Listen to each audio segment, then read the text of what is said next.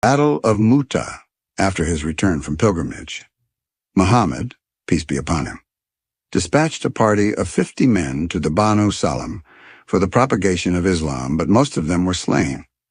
Soon after this incident, another party of 15 men was sent to Dat Atla on the border of Syria. They asked the people to embrace Islam. A shower of arrows was the decisive answer. All of them were killed except one who escaped, to tell the harrowing tale of their fate. Muhammad, peace be upon him, was aggrieved at this and planned an expedition to avenge it. Just at this very moment, another important incident took place for which the Prophet was forced to invade the Roman territory. A messenger was murdered at Mutah by the Christian chieftain named Shurabil, while the former was on his way with a dispatch from Muhammad, peace be upon him, to the Ghassanid prince at Masra. Such an act is always against the international peace. The Prophet, placing the banner in the hands of his adopted son Zayd, bade him march to the spot where his messenger had been slain. Both the armies of Muhammad, peace be upon him, and Shurabil met at this place, and a fierce fight was fought. Zayd bin Harith, Ja'far bin Abu Talib, and Abdullah bin Rawaha fell one after another to the ground, when Khalid took the standard of Islam and turned the tide of the battle, and thereby saved the Muslim force from destruction. The Conquest of Makkah. The Treaty of Hudaybiyah allowed the Quza tribe to declare their adhesion to Muhammad, peace be upon him, and the Banu Bakr tribe to the Quraysh. But when the truce of Hudaybiyah had been nearly 2 years in force, the Banu Bakr tribe, in cooperation with a party of the Quraysh, attacked the Quza by night and slew several of them.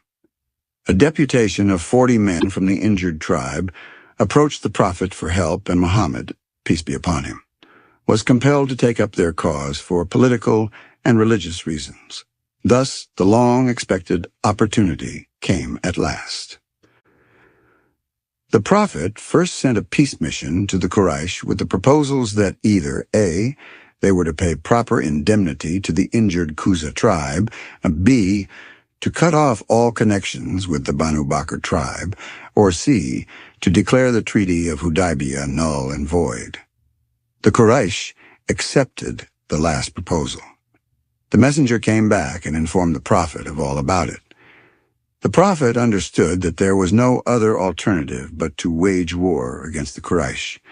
He resolved on an immediate attack upon his native city. Abu Sufyan then realized his mistake in rejecting the peace mission and dispatched a messenger to the Prophet for maintaining the compact of peace. But the Prophet, without any further delay, ordered his followers to march on Mecca. On January 1st, 630 A.D., he advanced upon Mecca with an army of 10,000 men, and it was the largest force Medina had ever seen.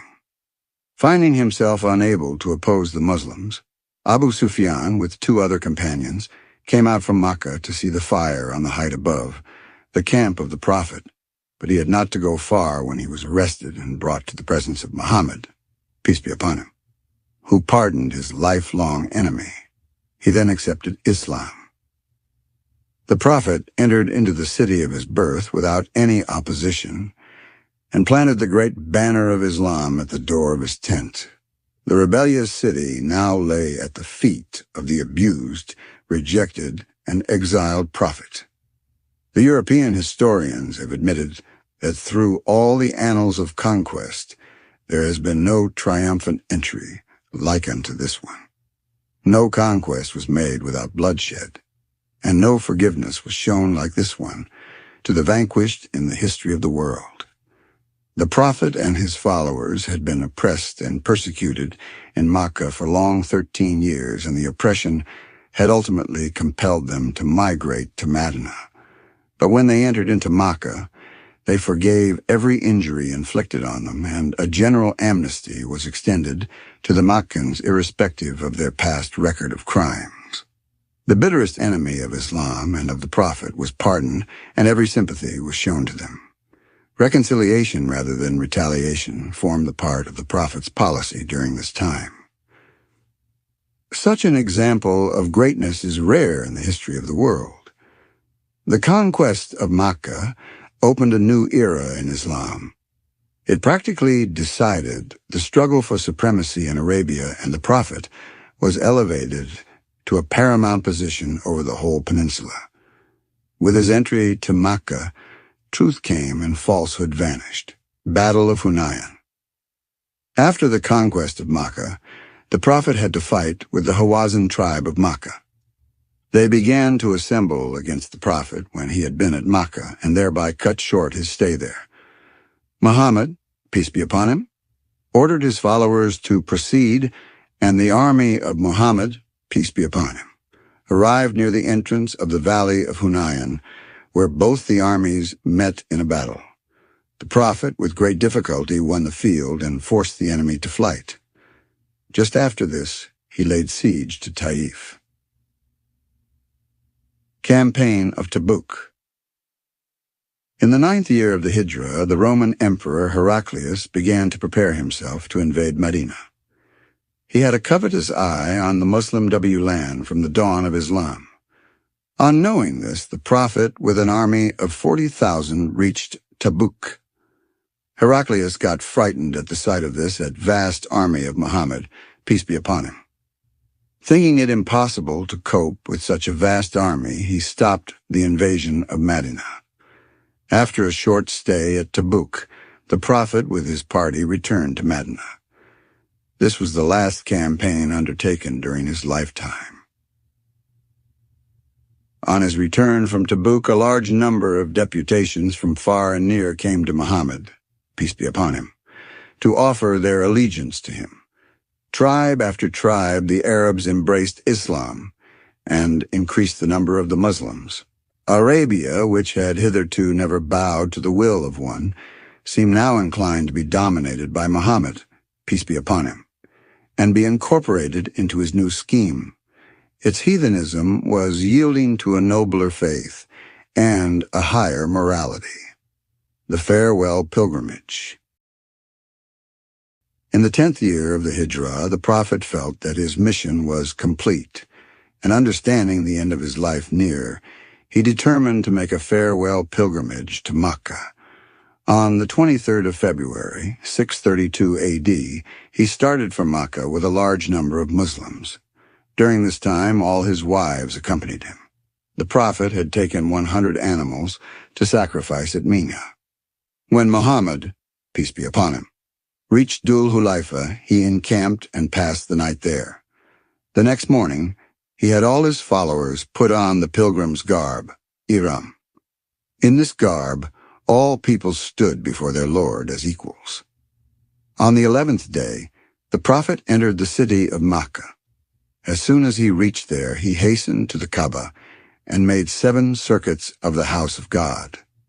Then the Prophet prayed at the station of Abraham, after which he went out to make 7 runs between the hills of Safa and Marwa, by the command of Muhammad, peace be upon him. All those who had no presents to offer shaved their heads and were free from the restriction of ihram for the time being.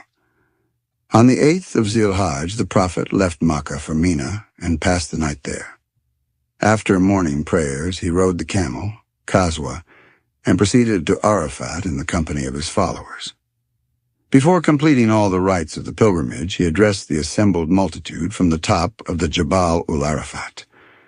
The speeches which he delivered on this occasion are still fresh in the mind of every Muslim. O people, listen to my words, for I do not know whether I shall be in your midst after this year. Remember that you shall have to appear before your Lord, who will demand from you an account of all your actions. O people, you have rights over your wives, and your wives have rights over you. You treat your wives with kindness. Verily, you have taken them on the security of Allah, and made them lawful unto you by the words of Allah, and feed your slaves as you feed yourselves, and clothe your slaves as you clothe yourselves. If they commit a fault which you are unwilling to forgive, then sell them, for they are the servants of Allah, and are not to be harshly treated. O people, Listen to my words and remember that all Muslims are brothers unto one another. As you are one brotherhood, you will not take your brother's belongings, which he will not give you out of goodwill. Guard yourself from committing injustice. Let him that is present tell it unto him that is absent. With these words, the prophet finished his address when a revelation came to him. This day have I perfected for you your faith and completed my blessing upon you, and have accepted for you al-Islam as religion, al-Quran. The prophet immediately recited this verse to all present. He left Arafat about evening and passed the night at Muzdalfa, where he said his evening and night prayers together. In the morning he alighted at Mashar al-Haram and went on to Mina, and passed the Jamarat, stone-throwing station, on his way. He then sacrificed 63 camels, one for each year of his life, and sacrificed the rest of the 100 camels which the prophet had brought from Medina. After this, he shaved his head, and the Hajj was thus completed. In this farewell sermon, he pointed out in brief the duties and responsibilities of every Muslim towards each other. On the basis of these teachings, the later history of Islam has been molded. Women got a unique position in the society, and the status of slaves was raised to an unparalleled degree. Islam teaches us no distinction between master and servant. It establishes the fact that a slave of today may be a king of tomorrow, provided that he has got the requisite qualification. The history of the so-called slave dynasty of Indo-Pakistan is a clear proof of this teaching. 2 months after his return from the farewell pilgrimage, Muhammad, peace be upon him, gave order for an expedition to the Syrian frontier. He appointed Usama, son of Zayd, as the commander for the expedition, but he could not see his Syrian conquest complete. He fell ill in the 10th year of the Hijrah, and on the 5th day of his illness he went to the house of Aisha, where he breathed his last and was buried on the 8th of June, 632. Thus ended the brilliant and glorious career of the greatest man of Arabia, nay, of the whole world.